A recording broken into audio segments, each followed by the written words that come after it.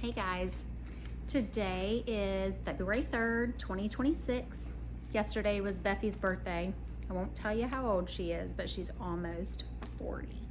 She and Joe are getting married this year.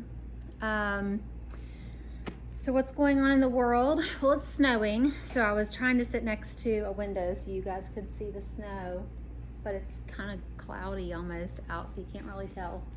We have been dealing with ice dams on our roof. That's a new thing, which just means that ice is in the bottom part of our roof, snow is on the top, so when the snow melts, it has nowhere to go because the ice is stopping it, and so it's been kind of like raining, leaking.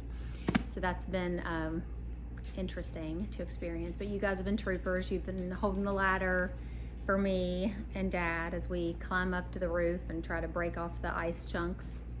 In your all's life, Andy, you had a game yesterday, got a little rowdy. We played Huntington Middle School. There was all kinds of drama with the clock, and at one point the clock was going up instead of down, and it was wild. Elizabeth, today you have your very first jump rope performance at Cabell Midland High School for a girls game. Andy, you're currently at a baseball practice right now with your dad. You're at like a hitting thing, and then you've got basketball tonight. So I'm excited to watch you, Elizabeth, perform tonight. You've been practicing really hard over the last few months, so it should be really good. I'm gonna record it and post it on YouTube.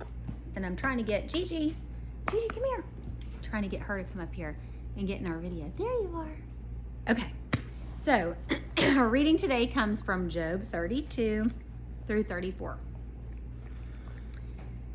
So the words of Job have ended. Now we're on Elihu.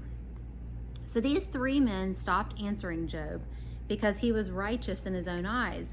But Elihu, son of Barachel, the Buzite of the family of Ram, became very angry with Job for justifying himself rather than God.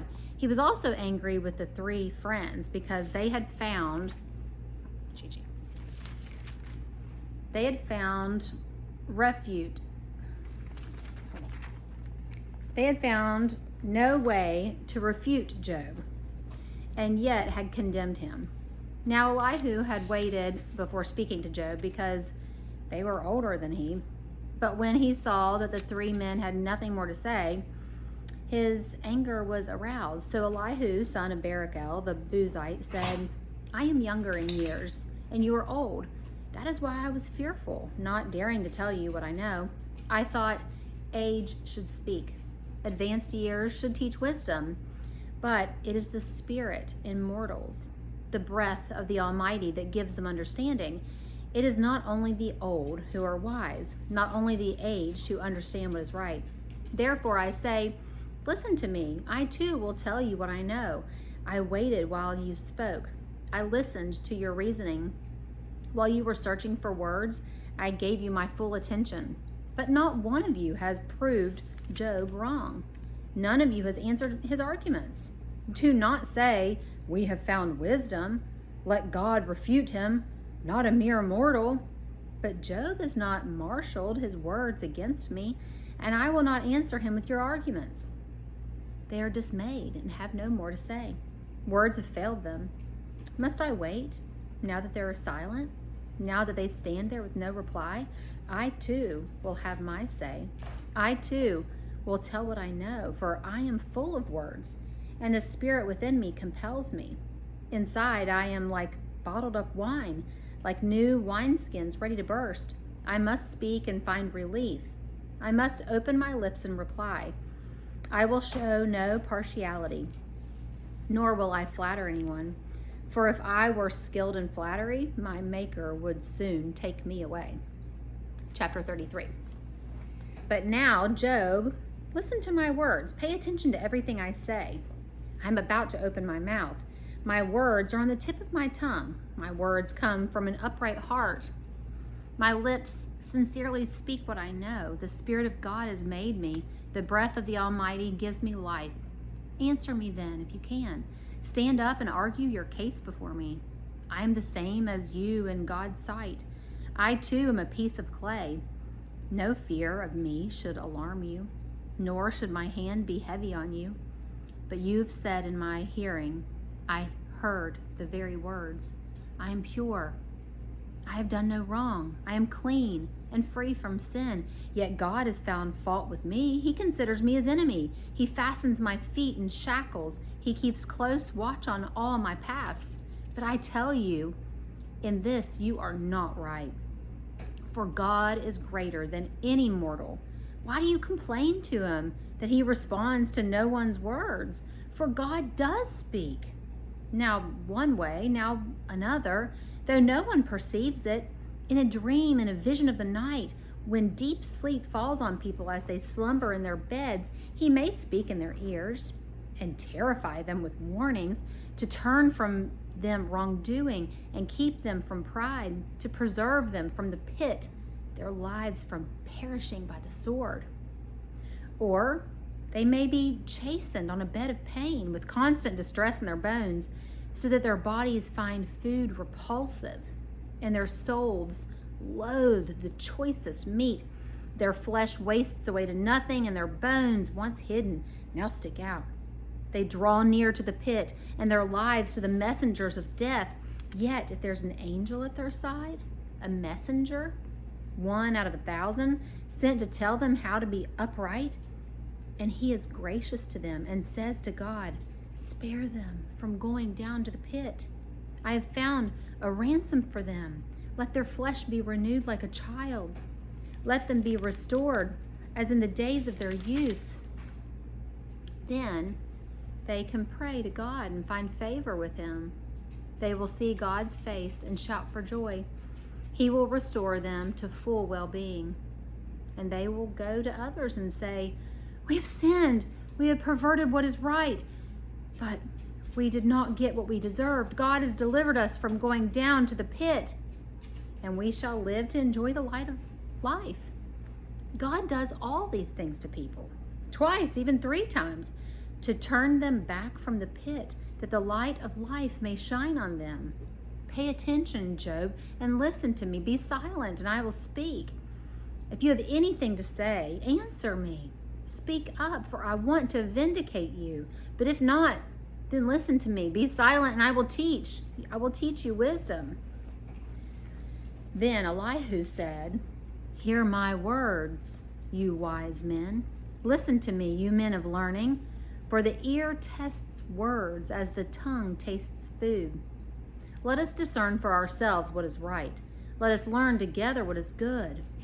Job says, I am innocent, but God denies me justice. Although I am right, I am considered a liar. Although I am guiltless, his arrow inflicts an incurable wound. Is there anyone like Job, who drinks scorn like water? He keeps company with evildoers. He associates with the wicked. For he says there is no profit in trying to please God. So listen to me, you men of understanding. Far be it from God to do evil, from the Almighty to do wrong. He repays everyone for what they have done. He brings on them what their conduct deserves. It is unthinkable that God would do wrong, that the Almighty would pervert justice. Who appointed him over death? Who appointed him over earth? Who put him in charge of the whole world? If it were his intention and he withdrew his spirit and breath, all people would perish together and would return to dust. If you have understanding, hear this. Listen to what I say. Can one who hates justice govern? Will you condemn the just and mighty one? Is he not the one who says to kings, you are worthless, and to nobles, you are wicked, who shows no partiality to princes and does not favor the rich over the poor? For they are all the work of his hands. They die in an instant, in the middle of the night. The people are shaken and they pass away. The mighty are removed without human hand. His eyes are on the ways of mortals. He sees their every step. There's no deep shadow, no utter darkness where evildoers can hide. God has no need to examine people further, that they should come before him for judgment. Without inquiry, he shatters the mighty and sets up others in their place, because he takes note of their deeds. He overthrows them in the night, and they are crushed. He punishes them for their wickedness, where everyone can see them, because they turned from following him, and he had no regard for any of his ways. They caused the cry of the poor to come before him, so that he heard the cry of the needy. But if he remains silent, who can condemn him? If he hides his face, who can see him? Yet he is over individual and nation alike, to keep the godless from ruling, from laying snares for the people.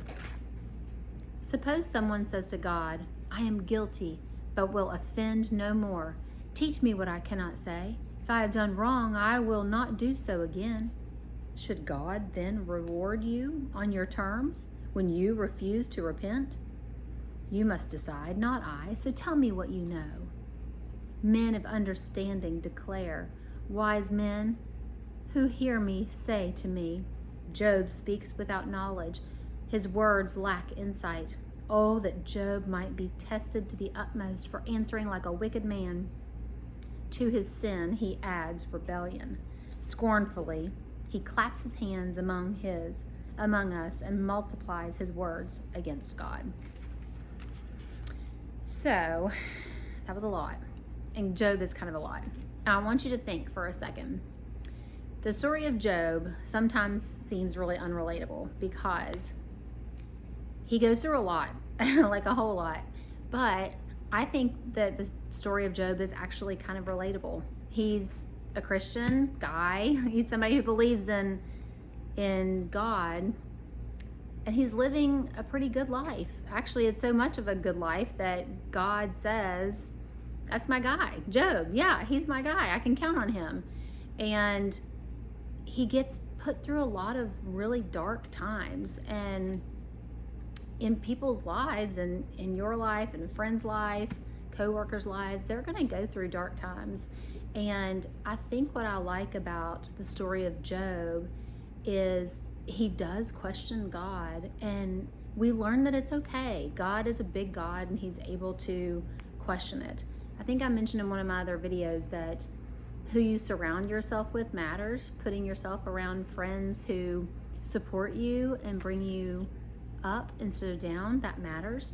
But I did want to just read a little something that I have.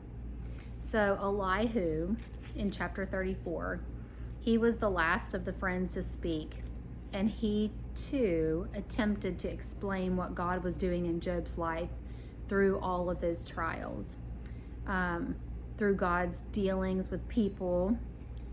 They sometimes feel to us incomprehensible, especially this one. It seems unthinkable to us that God would ever do wrong. He doesn't do wrong. He only does things that are good. He cannot do evil. He only brings good to his children. But he is a just God. So you may not understand what God's doing in your life right now. You may even feel that he's doing everything wrong, but faith realizes that God is never wrong. He can't be. You can trust that God's plan is perfect, even if the details are not revealed to you quite yet. He's working out all things good, all the good things for you. And little kitty agrees. Right, little kitty? Right? He's working out all the good things for you. We just have to kind of be patient and let all the things happen in his timing. And that is hard for us. Okay, love you guys.